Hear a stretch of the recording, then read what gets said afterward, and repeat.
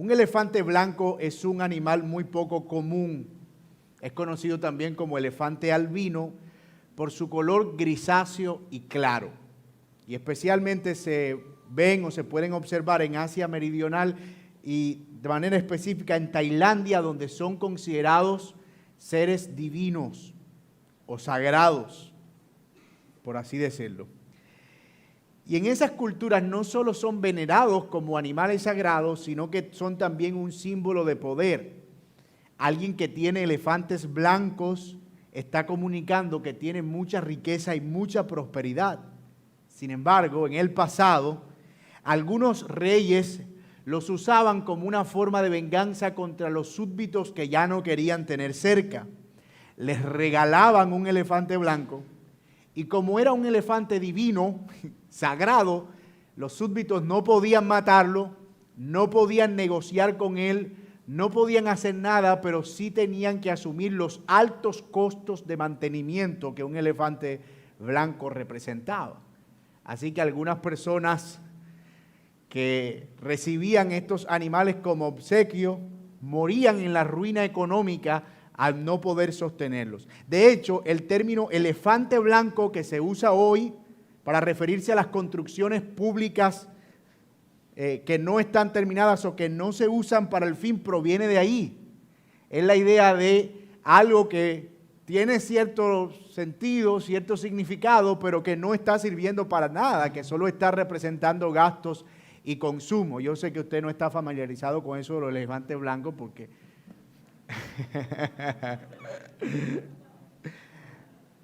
Nehemías acaba de terminar una gran muralla, un muro enorme. Ha invertido sus fuerzas y las fuerzas de todo el pueblo. Ha terminado ya la obra y en tiempo récord, 52 días. Pero ahora hay otro desafío, hacer que dicha construcción sirva para algo. Especialmente que sirva para el propósito por el cual Dios mandó que esa ciudad fuera reedificada. ¿Y cuál era ese propósito? Bueno, que el pueblo de Dios volviera a ser reunido, convocado y que pudiera adorar al Señor en el templo. Ese era el propósito por el cual Nehemías había hecho tremendo viaje y había invertido todas sus fuerzas en construir las murallas de la ciudad de Jerusalén. Si esta ciudad no era ocupada y la adoración en el templo no era restaurada, esa construcción, por muy emblemática que fuere, iba a ser el elefante blanco más famoso de toda la historia del Medio Oriente. Y es aquí donde precisamente comienza la tercera parte del libro de Nehemías. Recordemos que en la primera parte nosotros vimos los preparativos para la construcción y vimos allí el carácter de Nehemías, vimos su pasión, su llamado, su compromiso con la oración y cómo era un hombre que entendió a qué Dios lo estaba llamando. La segunda parte del libro, que va desde el capítulo 2 hasta el capítulo 6, es acerca de la construcción.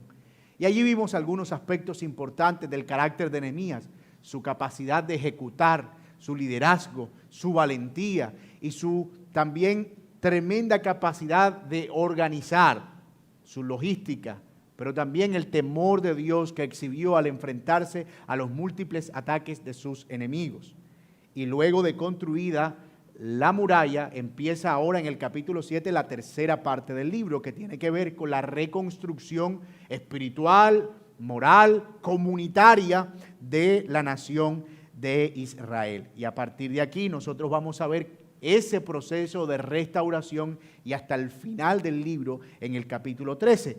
Ahora, esa restauración espiritual a la que nos referimos tiene varias etapas. La primera etapa es el establecimiento de la comunidad, que vamos a abordar hoy en el capítulo 7. La segunda etapa es la enseñanza de la ley a esa nueva comunidad, capítulos 8 y 9. Recordemos que ellos vienen de ser deportados y muchos de ellos crecieron sin conocer de qué se trataba la ley de Dios. Así que Nehemías tiene esa tarea de restaurar también y devolver al pueblo a la ley, a la palabra. También tiene la etapa de la renovación del pacto en los capítulos del 9 al 10, de cómo devolver al pueblo a las raíces del pacto que Dios había hecho con ellos a través de Abraham, de Isaac y de Jacob.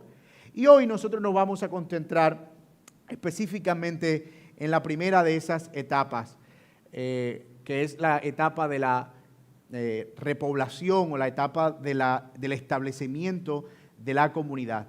Para ello, Nehemías debía crear las garantías para que los judíos quisieran moverse al interior de la ciudad.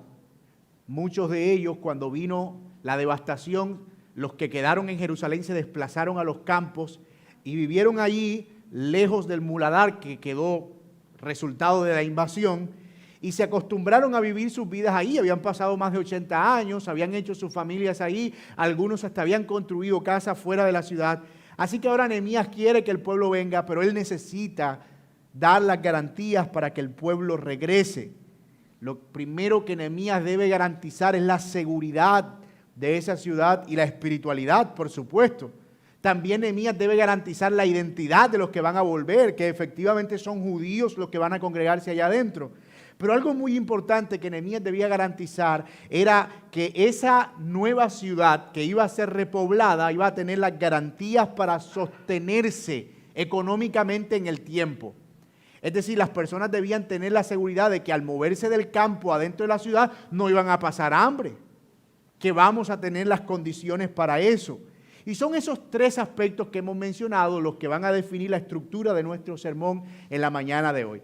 En primer lugar, vamos a ver las garantías de seguridad para la comunidad en los versículos del 1 al 4. Luego veremos la garantía de identidad para la comunidad en los versículos del 5 al 65. Y finalmente veremos la garantía de sostenibilidad para la comunidad en los versículos del 70 al 73. Y noten en los versículos del 1 al 4, lo que llamamos nuestro primer encabezado, cómo Nehemías se preocupa por comunicar que esa ciudad que ha sido construida, que ya tiene sus puertas puestas y sus cerrojos, es una ciudad segura y que ellos van a poder ir ahí y que van a poder habitar tranquilos. Y eso es nuestro primer punto. El texto dice, luego que el muro fue edificado y colocadas las puertas y fueron señalados porteros y cantores y levitas, mandé a mi hermano Hanani y a Ananías, jefe de las fortalezas de Jerusalén, porque este varón era varón de verdad y temeroso de Dios más que muchos. Ahora sí podemos decir que la obra estaba completa. En el capítulo 6 los muros estaban arriba, pero las hojas de las puertas no se habían puesto. Y todavía los enemigos de Nehemías continuaban insistiendo para parar la obra. Pero ahora sí podemos decir la obra está completa. Las puertas estaban en su lugar. Y la primera acción que toma Nehemías es establecer porteros y cantores y levitas para encargarse de la seguridad de la ciudad. Eso es interesante. La instrucción era que el abrir y cerrar de las puertas de la ciudad fuera administrado con sabiduría. En primer lugar, como lo hemos mencionado, para garantizar la seguridad de la ciudad, pero también para garantizar que no se convirtiera en un epicentro de paganismo donde incluso las puertas estuvieran abiertas para negociar en día de reposo. Es decir, el propósito era doble.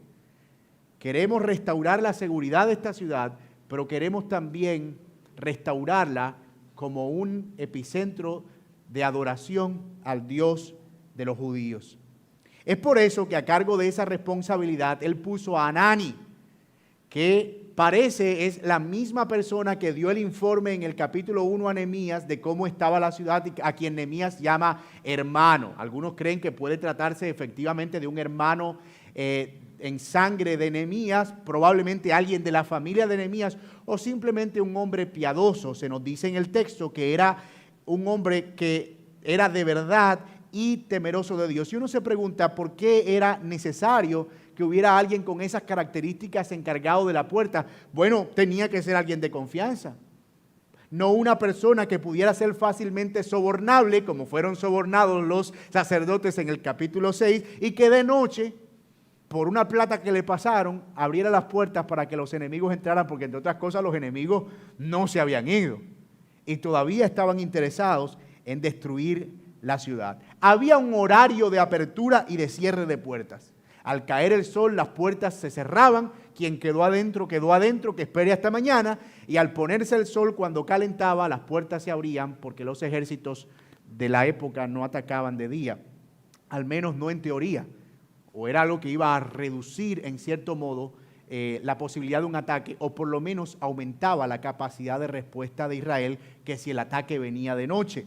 Entonces, las medidas eran extremas. Nehemías estaba preocupado por establecer un complejo sistema de seguridad en cada uno de los portones que estaban ubicados en la puerta. Eso era algo que debía hacerse de manera sincronizada, entre otras cosas.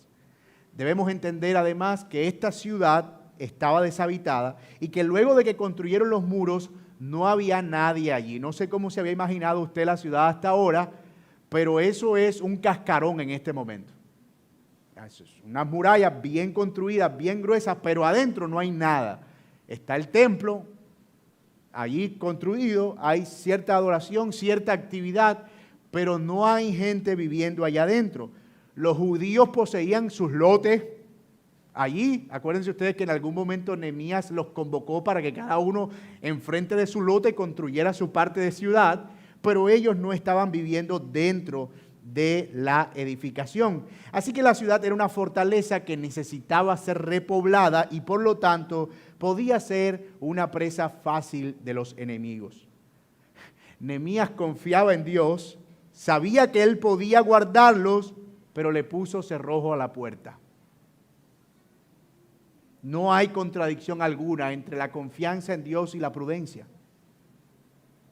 No hay contradicción entre confiar en que Dios es nuestro guardador, pero al mismo tiempo creer que nosotros somos responsables de velar por nuestra seguridad. Nos pasa igual hoy. Nosotros nos dormimos y oramos antes de acostarnos. Y si usted es muy espiritual al orar, usted dice, Señor, guarda mi familia, guárdanos esta noche. No tendré temor de las malas noticias. Gracias porque tú eres nuestra fortaleza. Amén. Y acto seguido usted se para y le mete doble seguro a la puerta. No hay contradicción alguna. Usted está confiando en el Señor y usted está tomando las medidas necesarias. Dios cuida a los suyos y los suyos le ponen seguro a la puerta para dormir. Y esta actitud vigilante y prudente, hermanos míos, es necesaria en cada cosa que nosotros hacemos y creo que es algo que no debemos desconectar de nuestra responsabilidad como pueblo de Dios. De hecho, nos hace pensar más seriamente en nuestra responsabilidad como pueblo de Dios. La iglesia, según la palabra, en 2 Timoteo, es columna y baluarte de la verdad. La iglesia es la muralla que protege la verdad. El Señor ha dejado en nosotros el buen depósito de su palabra y debemos cuidar de él con celo, imitando esta vigilancia prudente de Nehemías. Se necesitan personas con temor, que no negocien la verdad, que no la comprometan. Muchos enemigos hay en las puertas, esperando el momento oportuno para entrar cuan caballo de Troya. ¿Se acuerdan? El caballo está allí en la puerta, esperando a que en un descuido la puerta se abra. ¡Ay, mira qué bonito regalo! Vamos a meter este caballo aquí adentro. Y luego la destrucción en la noche. La iglesia ha enfrentado esto por años. Ha enfrentado herejías encubiertas a las cuales se refirió el apóstol Pablo, mentiras, difamación, engaño, y han entrado encubiertamente, dice la palabra. El apóstol Pablo advirtió a los pastores en Éfeso y le dijo, van a venir pastores disfrazados de ovejas que entrarán encubiertamente en el rebaño para dañar el rebaño desde adentro. La estrategia de Satanás no ha cambiado, por lo tanto, nuestra prudencia y nuestra actitud hacia proteger la verdad como iglesia no debería cambiar. Algunas ideologías y filosofías mundanas están disfrazadas de novedad, de progreso, de avance cultural, pero debemos ser entendidos en los tiempos y poner mucha más firmeza que nunca al cerrojo de la verdad. Debemos orar por púlpitos sólidos, que cada vez más proclamen la palabra con fidelidad sin que ella sea diluida. Que la palabra sea exaltada como nuestra única regla de fe y práctica. Debemos estar dispuestos como iglesia a no negociar la verdad, hermanos míos, a no abrir la puerta cuando no tenemos que abrir la puerta. Nehemías está también enviando un mensaje a los que están viviendo afuera, como ya lo mencionamos. ¿Y cuál es el mensaje? Señores, este es un lugar seguro para ustedes y sus familias, pueden venir aquí. En un momento fue un lugar que estuvo con sus murallas en el suelo, sus puertas derribadas, pero este lugar ha sido reedificado y es un lugar con la seguridad adecuada para que ustedes y sus familias vengan y vivan aquí. Nosotros vivimos en un momento que necesitamos entender lo que la iglesia provee en términos de seguridad al mundo, a los que no tienen una respuesta. En algún momento los enemigos de Nehemías dijeron, esa muralla es bien frágil. Si tan solo una zorra se para ahí, esa muralla se va a caer, eso no va a servir, eso se va. Y Nehemías necesita mandar el mensaje de no, este es un lugar seguro. Las puertas se abren y se cierran y entendemos que este es un lugar diseñado con una protección adecuada. Y eso pudo haber generado esos rumores, una sensación de inseguridad, pero Nehemías quiere que ellos vuelvan a confiar en que la ciudad es segura. Y yo creo que aquí hay una aplicación, hermanos, práctica importante para nosotros, muy importante. Es esto lo que debe comunicar la iglesia, como mencioné a los que están afuera. Mientras el mundo se cae a pedazos y no hay una respuesta a las grandes preguntas sobre la vida y la muerte y el sentido de todo lo que hacemos y por qué estamos aquí, por qué pasa lo que pasa, nosotros queremos ser un lugar seguro al que ellos puedan correr y en donde ellos puedan encontrar una respuesta a esas preguntas difíciles de la vida.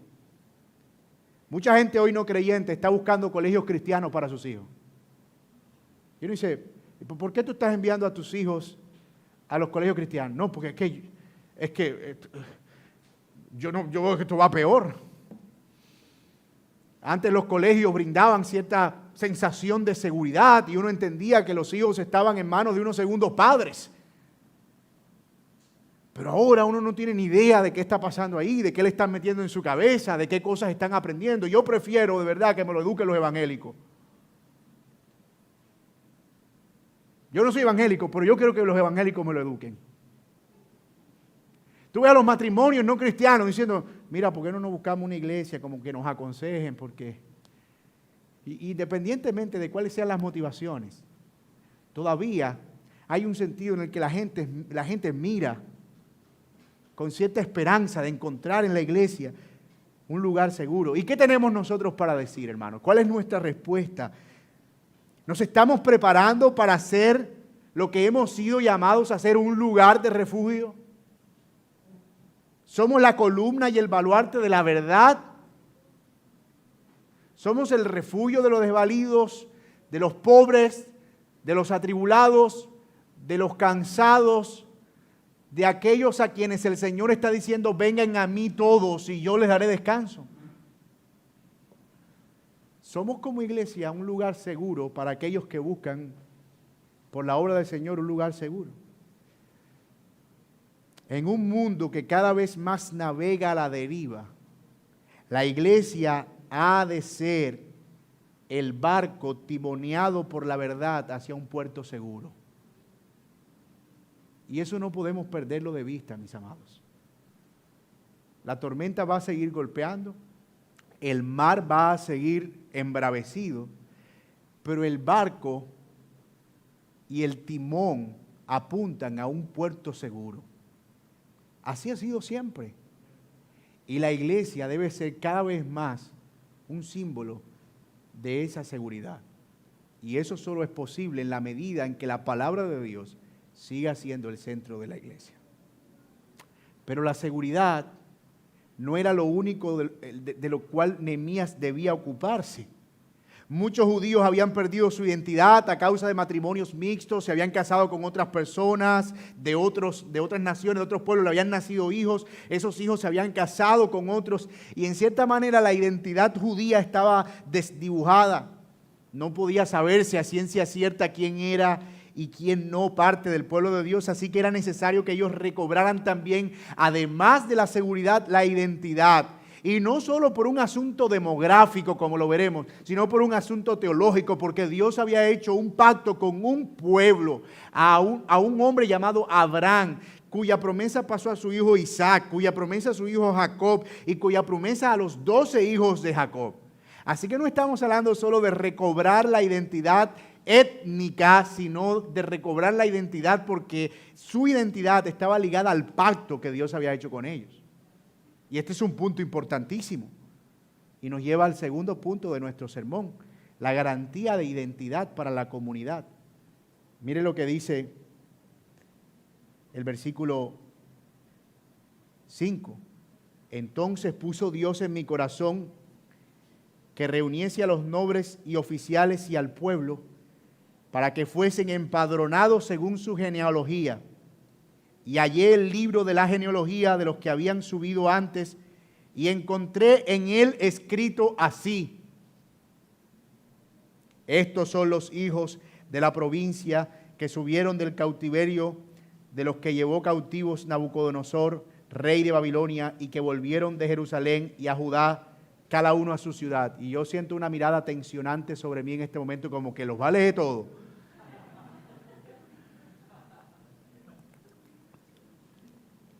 Todo el mundo como que.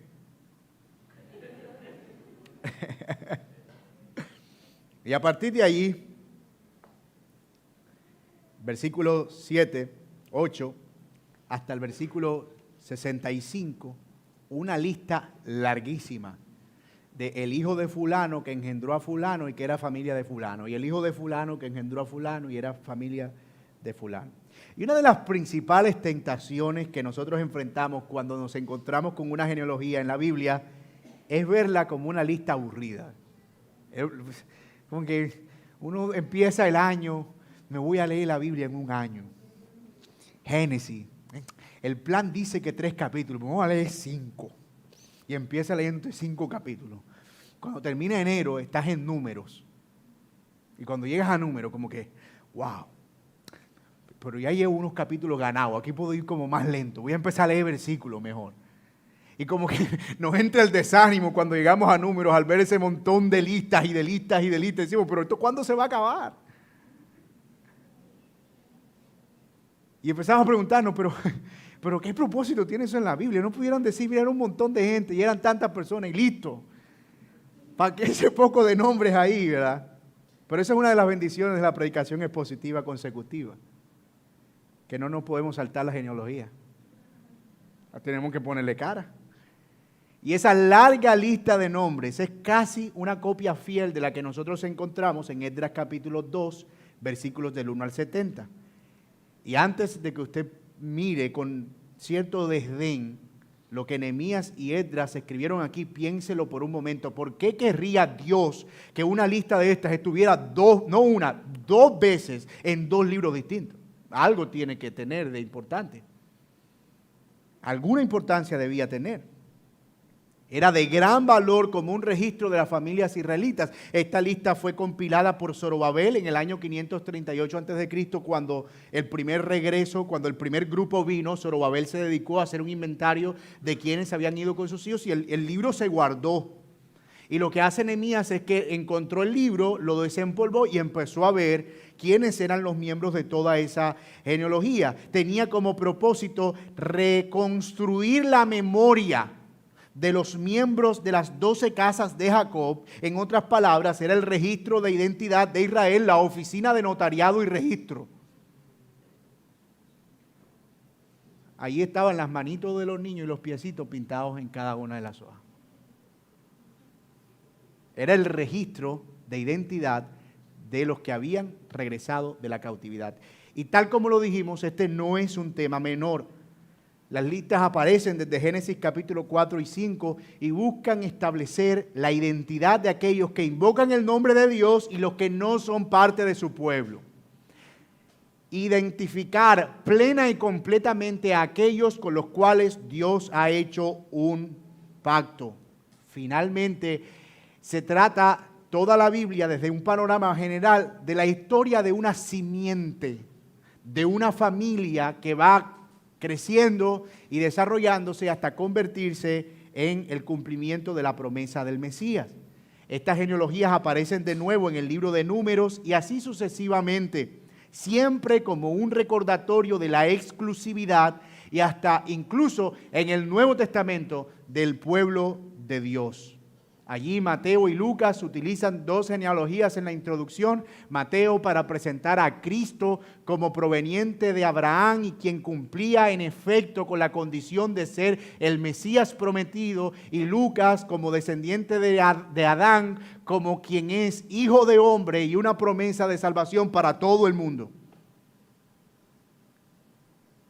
Y habiendo visto entonces que esta genealogía es importante, vamos a ver algunos detalles generales del listado. No vamos a leer cada nombre allí, a menos que usted esté buscando un nombre para su futuro hijo. Le recomiendo ese un buen lugar para empezar. Pero vamos a ver algunos principios prácticos y teológicos para nosotros hoy. Lo primero que vemos es que Nehemías fue guiado por Dios en ese asunto. Miren el versículo 5. Entonces puso Dios en mi corazón.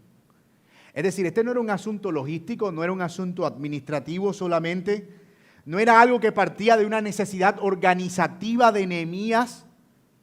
Me parecería bien como que saber quiénes son y quiénes no. No, era Dios quien estaba reuniendo a su pueblo de nuevo. Dios reuniendo de nuevo a su pueblo, los estaba trayendo de vuelta tal como Él lo había prometido por medio de Jeremías. Ustedes serán esparcidos, pero yo volveré a traerlos de las naciones para que puedan volver a adorar mi nombre. Otro aspecto importante de esta lista es que vemos que no solo hay nombres, sino también lugares y oficios. Se habla de levitas, sacerdotes, porteros, cantores y otros que servían en áreas distintas del templo. Es cierto que habían cosas que estaban en función, pero los oficios seguían que no estaban en función, pero los oficios seguían vigentes. Dios no solo ha conformado a su pueblo de personas, sino que a su vez Él administra a su pueblo por medio de los dones que da a esas personas y los oficios que ellos desempeñan. Hermanos, aquí hay una verdad importantísima. Dios nunca ha dejado a su pueblo sin la provisión suficiente para que Él pueda subsistir espiritualmente. Nunca. Siempre el Señor se ha ocupado de proveer para su pueblo, a través de su pueblo, las herramientas necesarias por medio de los dones para su propio cuidado y edificación.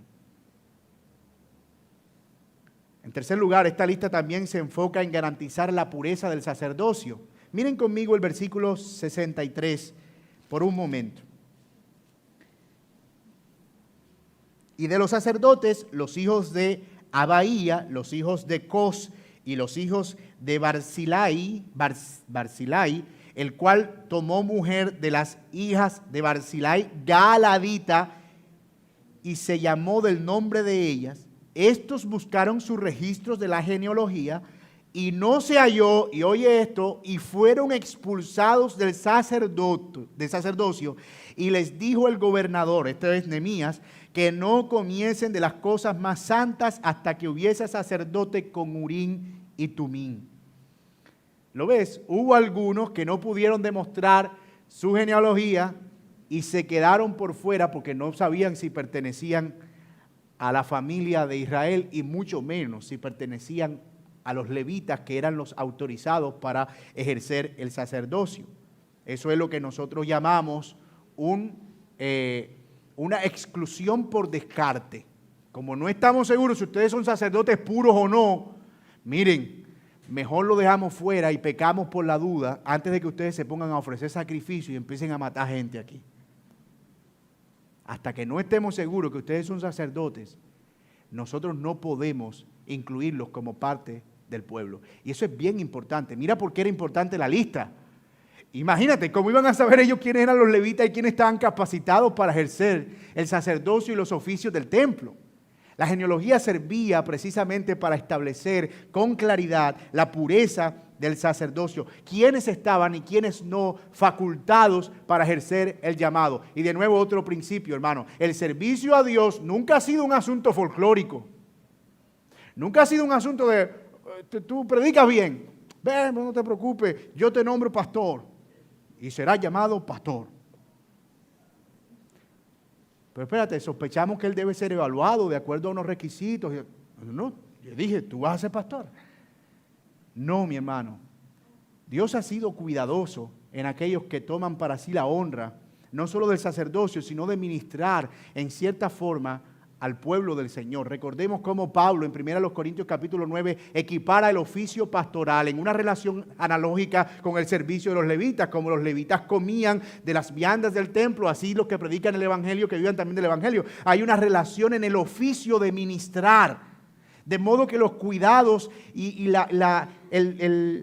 el énfasis que nosotros vemos en el cuidado del sacerdocio debería ser proporcionalmente hablando, obviamente, en el que tengamos para poner a los que hay que poner en el oficio ministerial. Por eso Pablo le dice a Timoteo, mira Timoteo, no impongas las manos a la ligera, no te dejes llevar por impresiones, no te apures, no participes en pecado ajeno.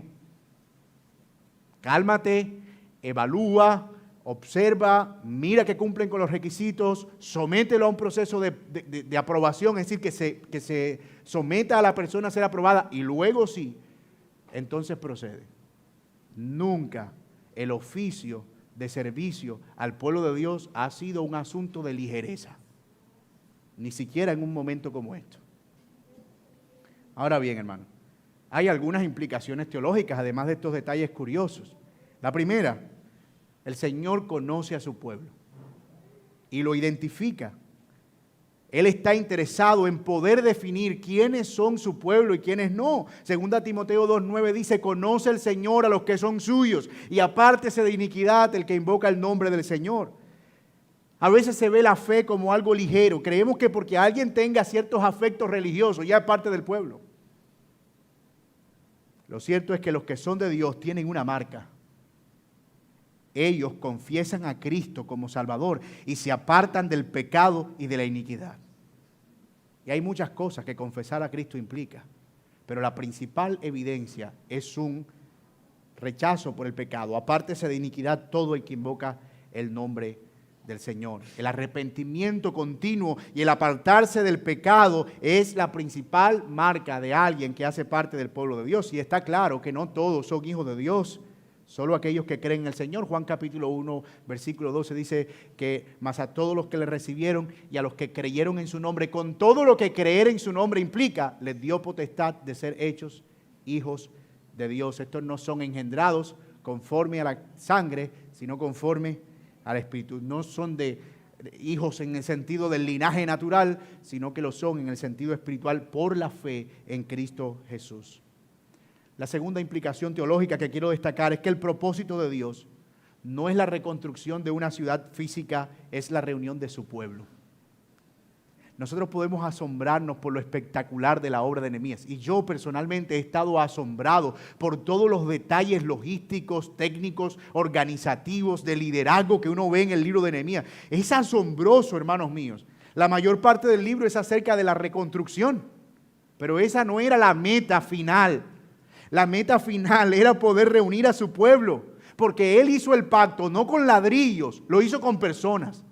Él hizo el pacto no con un pedazo de tierra, no con una franja de tierra. Él hizo el pacto con un pueblo a través de Abraham, de Isaac y de Jacob. Y esto es importante porque en cierta manera esto encierra lo que el Señor le responde a la mujer samaritana en Juan capítulo 4. Mira, Señor, yo veo que tú eres como profeta. Algunos me dijeron que yo debo adorar en Jerusalén, pero mis padres me dijeron que es en este monte. ¿En qué lugar específicamente es que está la presencia de Dios? ¿Quiénes son los que son verdaderamente el pueblo de Dios? ¿Los judíos o nosotros los samaritanos? El Señor le dice, mira, la hora viene y ahora es en que los verdaderos adoradores adorarán al Padre en espíritu y en verdad. Es decir, no habrá una limitación geográfica para definir al pueblo de Dios, porque no se trata de una definición geográfica. Y hermano, nosotros vemos mucha gente ahorita en internet buscando sus raíces judías. Ellos quieren mandarse a hacer su kipá. Si tú te quieres poner una kipá, pues ponte tu kipá. Pero hay una fiebre hoy en día de no decir Jesús, sino Yeshua HaMashiach. Y tú empiezas a hablar con personas y mira, lo que pasa es que el Yahvé y el Olín, estuve orando a el Shaddai y estuve hablando con el Yahvé y pero acá hermano, ¿tú hablas hebreo? No. Pero es que me estoy refiriendo al Señor en los términos. Hermano, créanme, iglesias completas se han volcado del evangelio verdadero, empezando por la gracia y terminando por cosas como esta. Ya tú ves que los cultos son básicamente una sinagoga. ¿De dónde viene todo esto? Precisamente de ese afán de creer que nuestra bendición está ligada a un linaje étnico y no al estar unidos a Cristo como el pueblo de Dios. Y esta es una verdad importantísima que nosotros vemos desprenderse de este pasaje de Nehemías. El pueblo de Dios era el pueblo del pacto y sigue siendo el pueblo del pacto que ahora es en la persona de nuestro Señor Jesucristo y que en nuestra convicción es expresado a través del bautismo en agua de los creyentes.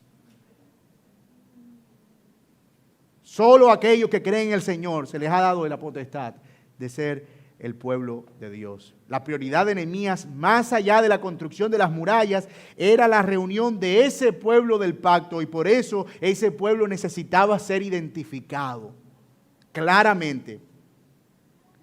Y escuchen lo que voy a decir ahora. La ciudad era el lugar de Dios en el que su pueblo habría de morar. Y nosotros sabemos que eso es algo que atraviesa toda la Biblia. La teología bíblica es acerca del pueblo de Dios morando en el lugar de Dios para la gloria de Dios. Es el pueblo de Dios en el Edén, es el pueblo de Dios establecido en la tierra prometida, es el pueblo de Dios en el tabernáculo, alrededor del tabernáculo, es el pueblo de Dios en el templo, es el pueblo de Dios expresado en Cristo, morando en Cristo en la iglesia, es el pueblo de Dios que estará por la eternidad en el lugar de Dios. Esa historia de la redención está compilada a lo largo de toda la Escritura. Y nosotros estamos viendo una recreación de eso aquí. El pueblo de Dios en la ciudad de Dios, bajo el gobierno de Dios. Viviendo para la gloria de Dios.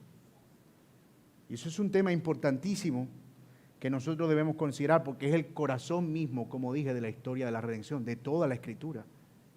Así que esta genealogía no es un tema superficial. De la misma manera que es importante la genealogía en Génesis 4 y Génesis 5 para nosotros identificar que Génesis 4 es la línea caída de Caín y que Génesis 5 es la línea de Abel que muere, pero que luego Set se convierte en el hijo de la promesa y por medio del cual los hombres empiezan a invocar el nombre del Señor. En el mismo sentido en el que nosotros vemos a Dios haciendo una distinción entre quien es su pueblo y quien no es su pueblo, y que Él, de hecho, en Génesis 6 envía el juicio precisamente porque los hijos de su pueblo se mezclan con los hijos que no son de su pueblo. Nosotros empezamos a ver que para Dios siempre ha sido importante definir su pueblo porque eso tiene que ver con su plan de redención, con su propósito de redención. Otra implicación teológica es que esta larga lista de nombres nos apunta a la fidelidad del Señor, al que no falla ninguna de sus promesas. Dios siempre en el Antiguo Testamento, o muchas veces en el Antiguo Testamento, se presenta como el Dios de Isaac, de Abraham, de Isaac y de Jacob. El Dios de un pacto que permanece. El Señor, al final, hermanos míos, reunirá a su pueblo, no importando cuántos tropiezos tenga que atravesar ese pueblo. La promesa del Señor es que su pueblo estará con Él. Nosotros lo vemos en Apocalipsis capítulo 5, en esa gloriosa adoración celestial. Gente de toda tribu, lengua y nación reunidos adorando al que está sentado en el Cordero. He ahí el propósito eterno de Dios. Reunir a su pueblo para que su pueblo le adore.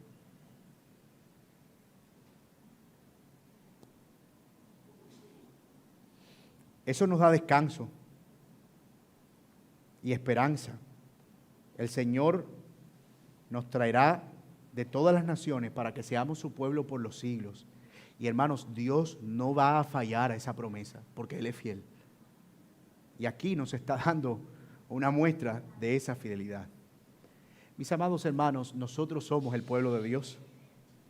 Y me encanta, Freddy, que hayas escogido ese pasaje para la lectura de apertura del servicio, porque es perfecto.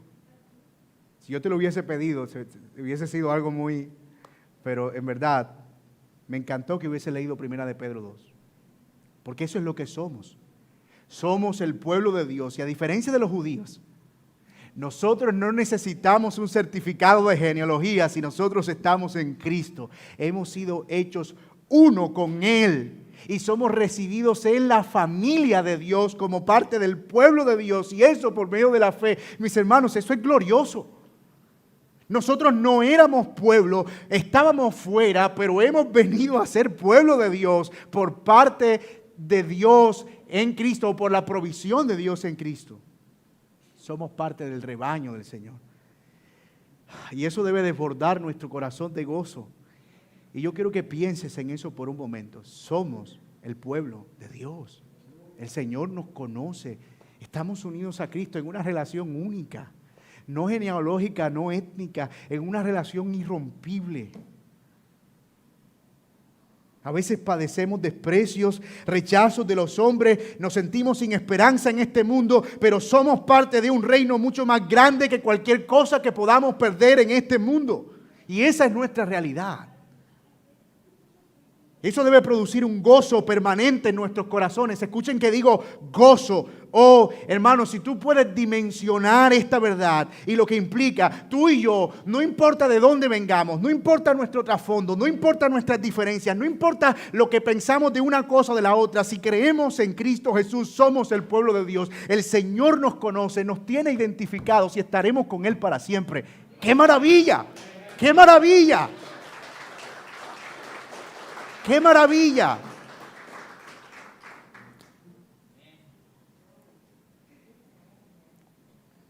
Pero nos queda una cosa que resolver. Ya hemos visto cómo en su deseo de establecer la comunidad y que la muralla no sea un elefante blanco más, Nehemías dice, hay garantía en la ciudad, los que son parte del pueblo vengan, pero es que no eran pocos. Hermano, era un gentío. Y supongamos que usted es Ben-Hadad Habib, miembro de la comunidad judía que vivía en un campo a 3 kilómetros de Jerusalén. Y escuchó la noticia. Oye, ¿ya oíste que Nehemías el hombre salió bueno, las puertas están edificadas, eso está segurísimo? Ahí hay una lista, yo la vi pegada ahí en la puerta, está el nombre tuyo, el de tu abuelo, de tu bisabuelo. Parece que tú tienes tu pedazo de lote allá. Y Ben-Hadad Habib, o sea usted, mira a su esposa y a sus hijos. Dice, mija, ¿tú qué dices? Yo no me muevo de aquí. Aquí estoy muy bien, mira, aquí tenemos un patio grande, a uno encerrarse en una ciudad como esa. A mí no me gusta estar encerrada porque es que eso, uno ahí para salir, en la noche uno no puede salir, que hay que esperar que salga el sol. No. Yo de aquí no me muevo. Es que imagínate lo difícil que era eso. Pero la esposa, en un acto de sabiduría, porque ellas son bien previsibles, le dice al esposo, además, ¿qué vamos a hacer allá? Si nos vamos a vivir allá, nos llevamos a los pelados, ¿de qué vamos a vivir? Aquí tú tienes tus ovejitas, mal que bien cultivas tus brevitas y tus higos, olvídate de eso, allá no hay nada, eso es un peladero, no hay ni mercado, no hay economía y no hay nada. Así que Ben-Hadad Habib, o sea, usted le dice a su amigo, óyeme, yo como que voy a dejar perder ese lote. Yo como que no voy a mudarme para allá porque, ¿verdad? ¿Qué voy a hacer? Así que faltaba una cosa por definir. ¿Cómo iba a ser sostenible esa comunidad allá adentro? Económicamente y financieramente. Bueno, los que me conocen saben que este tema a mí me apasiona y yo voy a tratar de ser lo más equilibrado que pueda en esta descripción del propósito de Nehemías de garantizar la estabilidad y la sostenibilidad de la ciudad de Jerusalén. Mis amados hermanos,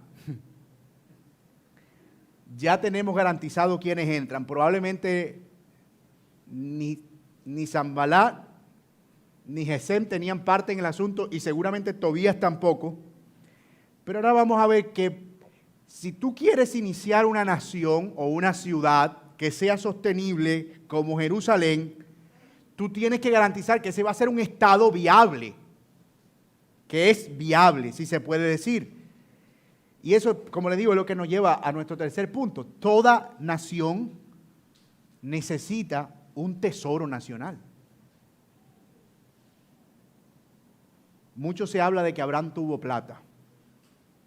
Y entonces, cuando existía el Evangelio de la Prosperidad, ellos decían, Abraham tuvo plata, sé como Abraham y prospera, porque Abraham le creyó a Dios, Abraham fue rico. Y luego cuando le sacaban la última gota a Abraham, agarraban a Isaac. Isaac vivió soltero, pero el hombre trabajaba y fue rico y administró. Y cuando soltaron a Isaac, agarraron a Jacob. Y Jacob tuvo plata, un hombre sabio que... Pero hermano, ellos tenían dinero con un propósito. Dios estaba construyendo una nación. Y toda nación necesitaba un tesoro nacional. O sea, el Señor nos lo iba a llevar a una tierra para que luego ellos estuvieran ahí como que... ¿Y ahora? ¿Con qué vamos a traficar en el buen sentido de la palabra o en el sentido original de la palabra? ¿Con qué vamos a negociar? ¿Qué valor tiene nuestra moneda? Necesitamos algo que respalde nuestras actividades comerciales. Necesitamos una reserva federal. Necesitamos algo que nos permita negociar con el sistema cambiario de afuera, intercambiar productos. Necesitamos una moneda de respaldo, si se puede decir. Así que mira lo que hace Nehemías. Porque al ser restaurada la ciudad y el pueblo, iba a ser necesario que la economía también se reactivara, término muy, muy común por estos días. Que el dinero se pusiera en circulación en las calles, y para ello Nehemías apela a la generosidad de los exiliados que habían venido de Babilonia, y con sus aportaciones establece una dinámica de comercio. Mira el versículo 66. Toda la congregación junta era 42.360. Oye eso, 42.360. Eso sacan a 2 senadores. Sin sus siervos y siervas, mano de obra.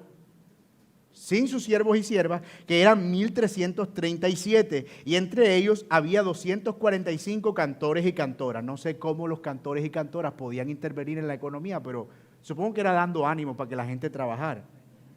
Sus caballos, 736, sus mulos, 245, camellos, 435, asnos, 6.720. Hay que ver 6.720 burros reunidos.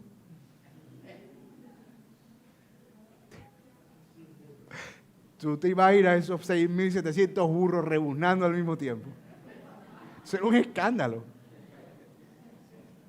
Y algunos de los cabezas de familia, y aquí es donde viene el punto, donaron, ofrendaron para la obra. Y ojo, no para Nehemías. De hecho, Nehemías también donó. El gobernador dio para el tesoro 1.000 dracmas de oro, 50 tazones y 530 vestiduras sacerdotales. O sea que lo que estaban diciendo, ¿se acuerdan del sermón pasado? Que Tobías y Sanballat decían, es que él se quiere hacer rey para hacerse rico. Y él, Nehemías, yo no tengo ninguna intención de yo hacerme rico. De hecho, mis riquezas que me traje de Susa y todo lo que yo pude haber acumulado, lo estoy poniendo como parte del tesoro. Y fue el primero en dar. Fue el primero en donar. Pero también los cabezas de familia dieron para el tesoro de la obra 20.000 dracmas de oro y 2.200 libras de plata. Y el resto del pueblo dio 20.000 dracmas de oro, 2.000 libras de plata y 67 vestiduras sacerdotales. ¡Wow, mi hermano! ¿Todo eso para qué? Para el tesoro de una ciudad.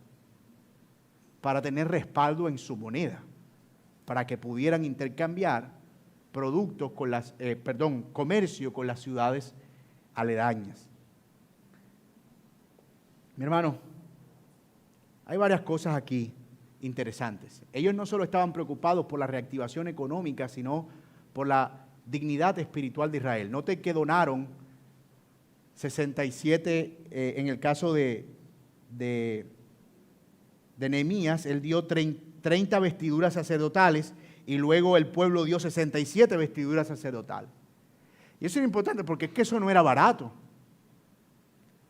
Pero ellos están restaurando la dignidad religiosa de Israel. porque nada de lo que ellos pretendían hacer iba a estar desprendido de la adoración a Dios. Y acuérdense ustedes que los sacerdotes dependían de la economía del pueblo. El problema en Malaquías fue no tanto que el pueblo estuviera robando, porque al final todo es de Dios, sino que el pueblo, al no dar en el templo, los sacerdotes y levitas tuvieron que salir a trabajar, y el problema era quién está ofreciendo los sacrificios en el templo. Es más, ¿cómo están lidiando ustedes con sus pecados si no hay sacrificio en el templo? Ese era el verdadero problema de Malaquías, y era el problema que Nehemías quería evitar aquí, que los sacerdotes tuvieran las condiciones para poder seguir sirviendo y que la adoración no se interrumpiera. Así que no era un propósito solamente de dar económicamente para ostentar una riqueza, sino para sostener la espiritualidad de la nación. Y eso es tremendo ejemplo de mayordomía cristiana, mis amados. Todos nuestros recursos giran alrededor de una sola cosa, la gloria de Dios. Y nuestro elevado concepto de la gloria de Dios, la obra de Dios, la dignidad de Dios, la obra que Él extiende a través de su reino, va a modelar la manera en que nosotros administramos nuestros recursos. No hay duda de eso. Nuestro dinero no es la vaca sagrada de nuestra vida. Mira, Dios interviene en toda área de mi vida, pero aquí no. Aquí yo manejo. No, mi hermano. La gloria de Dios debe modelar nuestra mayordomía cristiana. ¿Por qué compro? ¿Por qué hago? ¿Por qué doy? ¿Por qué gano? ¿Por qué trabajo? ¿Por qué me esfuerzo? ¿Qué estoy construyendo con todo esto? Porque cuando no es así, el dinero es potencialmente competitivo en cuanto a la adoración a Dios. Y Jesús lo dijo, no pueden ustedes amar a Dios y amar al dinero al mismo tiempo, porque son dos señores. Y la mejor forma de nosotros mantener una perspectiva correcta del dinero es tenerlo como un instrumento de servicio, no como un instrumento de adoración. ¿Lo ven? Y por eso estamos seguros que esta no era una operación financiera, esto era una operación espiritual, sin duda alguna. Tremendo ejemplo de mayordomía. Pero por otro lado vemos aquí una abnegación que solo el Señor puede producir. Esta es la actitud de aquellos que conformaban la iglesia del primer siglo, ¿se acuerdan? Cuando veían necesidades y estaban los pobres, ellos vendieron todas sus propiedades, Bernabé, y la ponían a los pies de los apóstoles para que ellos la administraran y dieran a los pobres. Y la iglesia pudiera ser sostenible en cierto sentido. Las necesidades pudieran ser atendidas. Aquí hay entonces abnegación. Ellos lo dejaron todo, no les importó sus vidas y todo lo que ellos habían acumulado en Babilonia. Mira, nosotros ahora estamos aquí en esta nación y queremos que de verdad esto pueda servir para dar gloria a Dios. Así que ponen todo al servicio del templo, al servicio de la ciudad. Ellos son abnegados, ellos son generosos, ellos tienen una perspectiva correcta de cómo se iba a impulsar la adoración, pero además de eso, ellos estaban pensando no de manera egoísta, sino de manera colectiva. Una de las cosas que nosotros hablamos en nuestro curso de membresía es que los miembros de nuestra iglesia deben estar comprometidos a contribuir para el sostenimiento de la obra de Dios. Si usted está aquí y usted es no creyente, cuando nosotros oramos por la ofrenda, usted no está obligado a dar. De hecho, esa es la razón por la que no pasa alguien por su lado con una cosita pidiéndole el dinero, porque usted no está obligado a hacerlo. Sin embargo, alguien que es parte del pueblo de Dios, alguien que es un creyente, presumimos que hay en él un sentido de compromiso con la obra que Dios está haciendo a través de su iglesia. Y eso nos conduce a dar con generosidad y gratitud, como también la palabra lo enseña, para el sostenimiento de la iglesia, el alivio de los pobres y la expansión del reino de Dios.